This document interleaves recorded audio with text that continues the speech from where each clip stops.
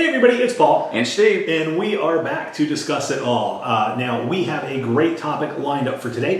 Before we get to that, I would love to encourage you guys to hit the thumbs up button if you enjoy this video. And also make sure to click the subscribe button and the notification bell so that way you get alerted to any new videos that we post. That's right. Now, we are on the way to 1,000 subscribers. We want to thank everybody who does subscribe. And if you have any questions for us, please leave those in the comments below. And of course, you can always join the discussion down there. Absolutely. And we love to hear comments from viewers and to interact with them. And also, we've had some great ideas for future videos that have come out of the comments. So if there's anything you'd like to hear us talk about and discuss, drop those down in the comments and we'll be sure to get to them. That's right. No topic is off limits. No topic, because we discuss it all. That's right. And today we're going to be discussing a great topic. As you know from previous videos, we both love Van Halen. Yes. And Van Halen has had a couple of iterations. Yep. The David Lee Roth Van Halen and the Sammy Hagar Van Halen. And so today we're going to discuss the top 5 songs that each of us has, our respective top 5 songs from those two eras. And I'm going to cover the David Lee Roth era and you're going to cover the Sammy Hagar era. That's right. And that'll be fun. Yeah, it's going to be a lot of fun. Music's a lot. The music is a lot different, but at the core is Eddie Van Halen, who is just amazing. Yeah, he really is. So I'll talk about that for a minute. So Eddie's really neat because he's a guitar god, absolutely. But the interesting thing about him is he holds that title, and while there's Steve Vai and Yngwie Malmsteen and just a lot of other guys who are so good on guitar, most of their fans are guitarists. Exactly. Whereas Eddie has fans, that just enjoy music. I mean, he was just a hit-making, riff-writing machine. No doubt. And Eruption is one of the greatest instrumentals of all time. Yes. Yeah, and I think one of the key things with that is it's short. It is. It's not this 8-minute long interlude that's really just kind of a slog to get through. Yeah, sure. So yeah, so he knew how to keep his instrumentals, He did. catchy and quick. That's right. So yeah, so I'm excited for this. So do you want to go first, or do you want me to go first? Why don't you go first today? Little Sammy Hagar. All right, so I'm doing Sammy Hagar. So Sammy Hagar joined the band, I think, in 1985. Right after the 1984 World Tour ended with David Lee Roth. Yep. And so Sammy Hagar recorded 4 studio albums, 5150, OU 812, For Unlawful Carnal Knowledge, and then Balance, which is an album we're really not going to talk about. Yeah, that's right. Yeah, we can leave that one off. That doesn't belong on the list. So my first song is going to be from Sammy Hagar's 3rd album, For Unlawful Carnal Knowledge, and that's going to be the first release, which was Pound Cake. Mm-hmm. So that was kind of a return to a guitar-driven sound for Van Halen, because his the first two albums that Sammy Hagar was with, it was much more of a synthesizer kind of oriented. A lot of the hits were much more keyboards, just kind of different sound. I liked the sound a lot from those albums, but For Unlawful Carnal Knowledge really had a much more driving guitar sound to it, and Pound Cake just kind of the opening riff kind of signaled that hey, I'm back on guitar. Absolutely. From Eddie.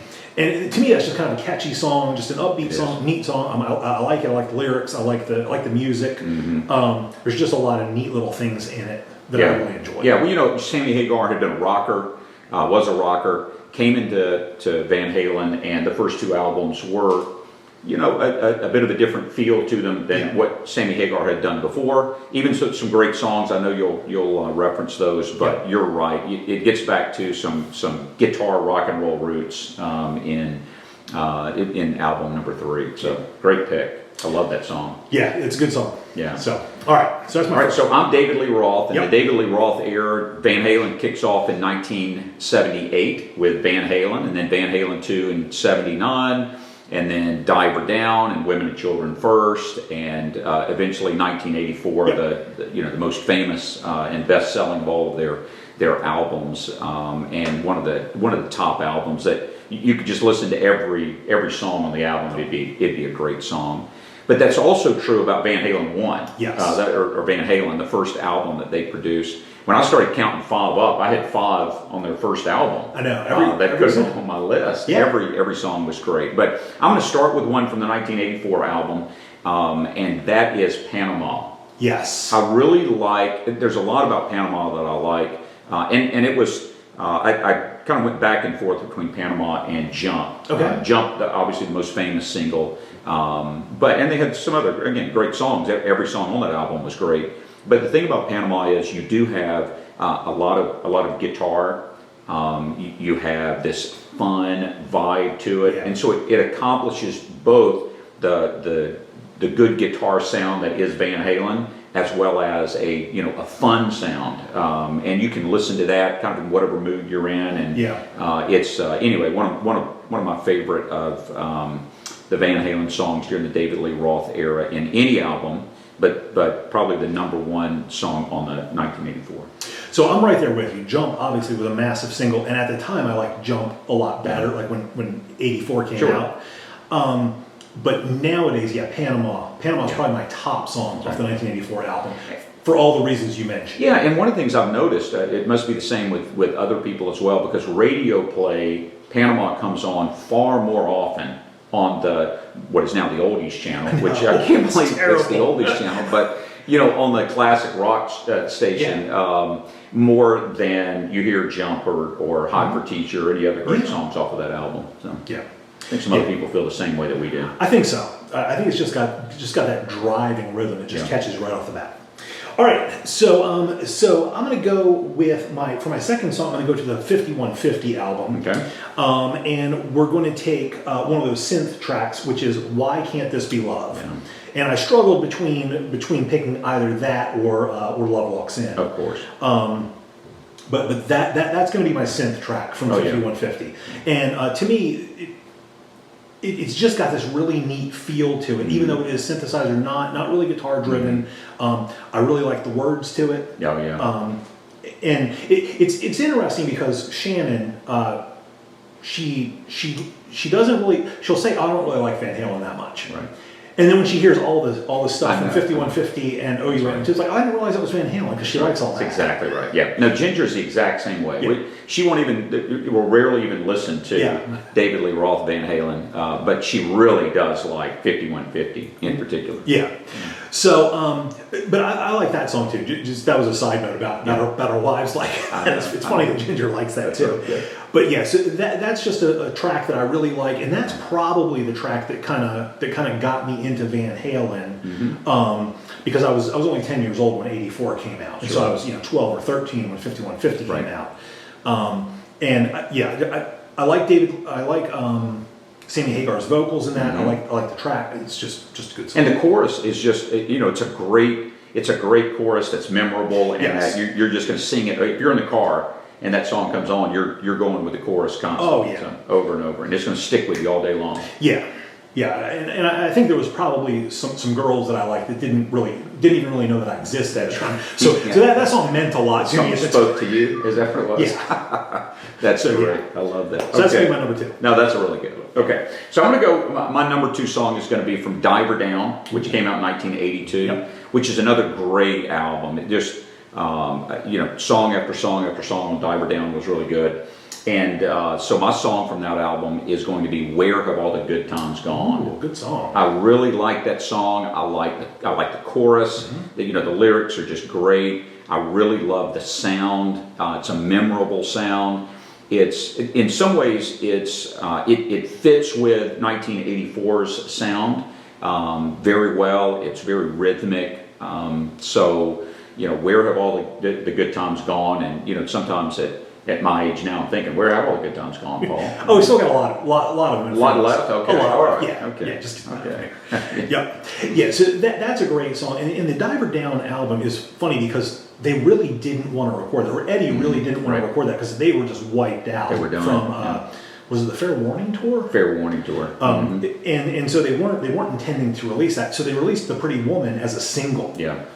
And then that did so well. The record company demanded an album, and then of course, if you release an album, you've got to go on tour. That's right. And I mean, and their release schedule and touring schedule was very impressive during the David Lee Roth era. I just couldn't imagine keeping up with that. I mean, you were 78, 79, 80, 81, 82, and they were on tour constantly. How they ever recorded an album, I don't know. It's just amazing. And as they got bigger and bigger as a band, the tours got bigger, and they started going to different countries as well, so it's just crazy. Well, I know I read an interview with Sammy Hagar one time talking about the David Lee Roth years and how oftentimes what they would do is they would take former riffs and things that Eddie Van Halen had done, and they would just work them into new songs. And they would take a riff from some earlier time of something that Eddie had done just on tour sometime, and said, we got to make a song out of that. So they're kind of creating these albums along the way and then just recording them at the end. Right. Good stuff. It was a great. I really enjoyed Diver Down. Great, one of my favorite of their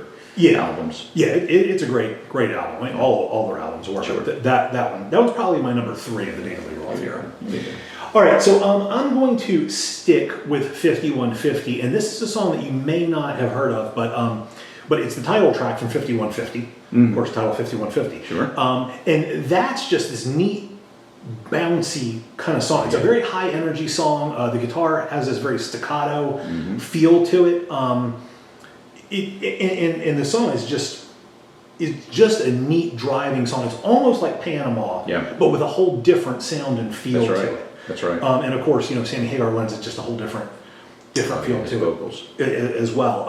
I don't think that was ever released as a single. I do hear it on the 80s and the hair metal stations, like on satellite radio, but not often because, of course, it gets overshadowed by all the other big hits. Oh, sure. That they've had. But if you've never heard that, it's well worth listening to, and who knows, it might become one of your favorite Van Halen songs. You never know. That's one of mine. One of your top 5.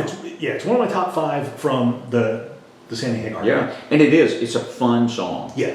And that's one of the things about so many Van Halen songs. Either they're driving or they're fun. Yeah. And some of the best ones are this, like Panama and 5150, a combination of both, where you still have a good driving sound, but it's a lot of fun. Yeah.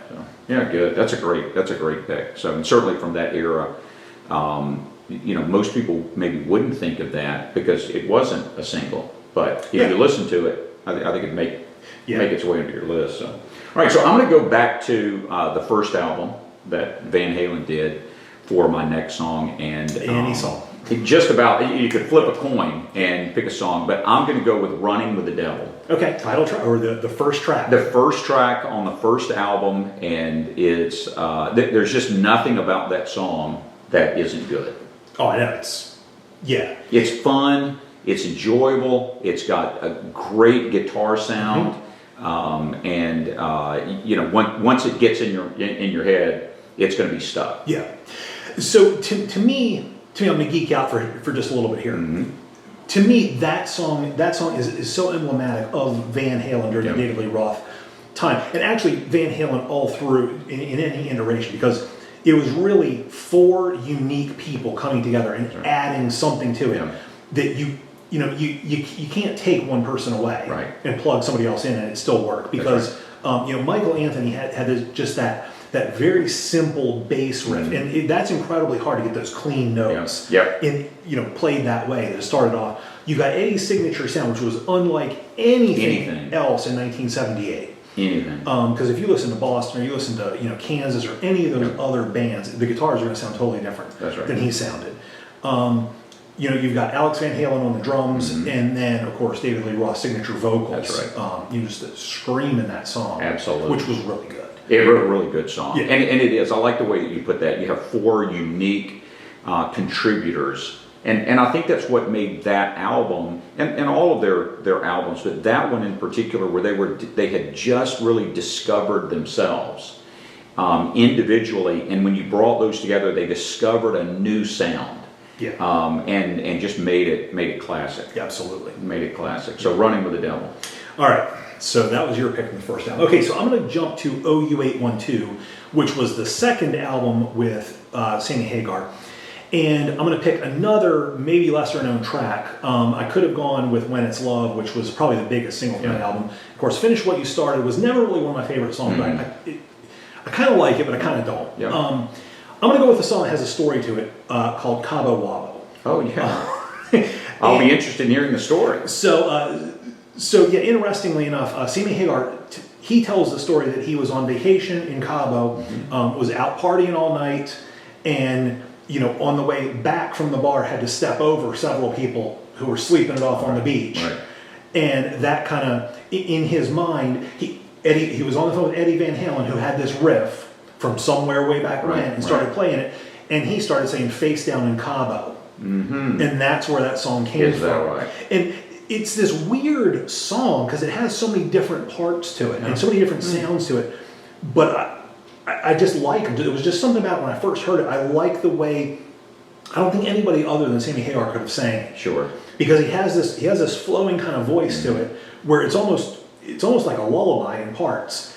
And then there's that "Face Down in Cabo," which is great. And anybody who's been out partying, I mean, sometimes that's you where see it that is. happen. Yeah, I've never been face down in Cabo, but face down. Yeah. So I can identify with that song as well. Sure, that's hilarious. Yeah. So out of the songs that were offered to me on OU 812, that's gonna be my pick for OU 812. No, that's great. I love that. All right, so I'm going to go to Van Halen 2, which was 1979. Yep. And again, a number of really good songs on Van Halen 2.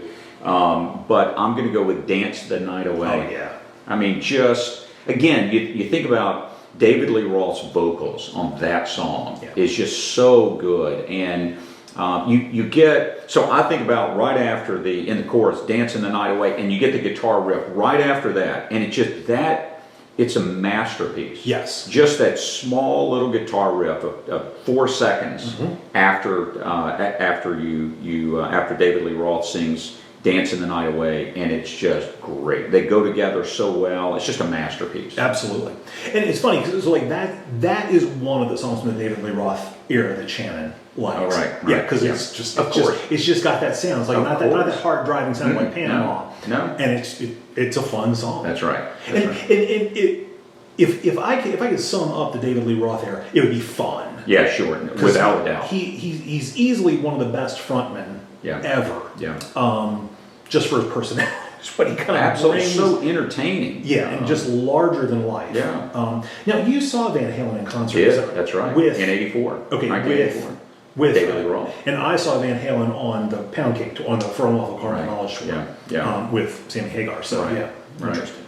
Yeah, and when David Lee Roth went out on his solo career, he took all of his fun with him. I mean, you look at the songs that he sang when he was on his own, and you see all the fun, but you miss the musical genius of Eddie Van Halen and Michael Anthony and Alex Van Halen. So even though he had some commercial and pop success, it was nothing like what it was like as a part of Van Halen. It was all fun without the genius, musical masterpiece. And I love that you brought that up because I read a book written. I can't remember the name of it. I think it was called "Running with the Devil." All right. It was written by the manager of Van Halen from when they got signed to the 1984 era, and after that he was let go.